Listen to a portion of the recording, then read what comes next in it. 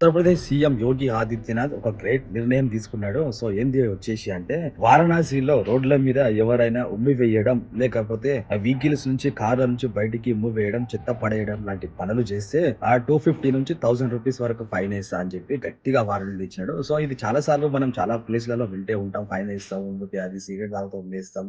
So, gutka, pan మసాలాలు తింటే fine ఏస్తాం అని చెప్పి.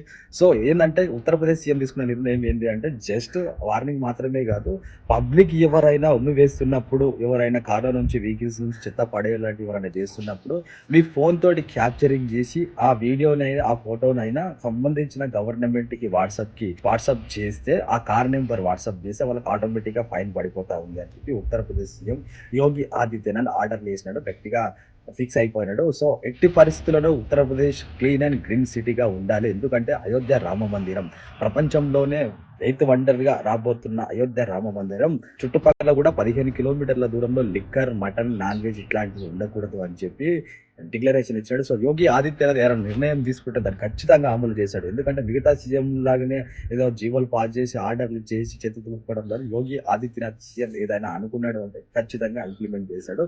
సో, అయోధ్య రామ మందిరం చుట్టూ ఉన్న 15 కిలోమీటర్ల దూరంలో లిక్కర్, గుట్కా, పాన్ మసాలాలు, సిగరెట్లు, నాన్ వెజ్ ఉండకూడదు. ఇంకొకటి వారణాసి చుట్టుపక్కల ఉత్తరప్రదేశ్ రోడ్ల మీద బాంబు వేయడం, చెత్త వేయడం లాంటివి ఎవరైనా చేసినా పోలీసులకి కంటపడినా, లేకపోతే ఎవరైనా పబ్లిక్ ఫోటోస్, వీడియోస్ తీసి సో, ఆ వాట్సాప్ మెసేజ్‌కి గవర్నమెంట్‌కి పంపించినా ఖచ్చితంగా యాక్షన్ తీసుకుంటామని చెప్పి యోగి ఆదిత్యనాథ్ గట్టిగా వ్యాఖ్యానిస్తున్నాడు.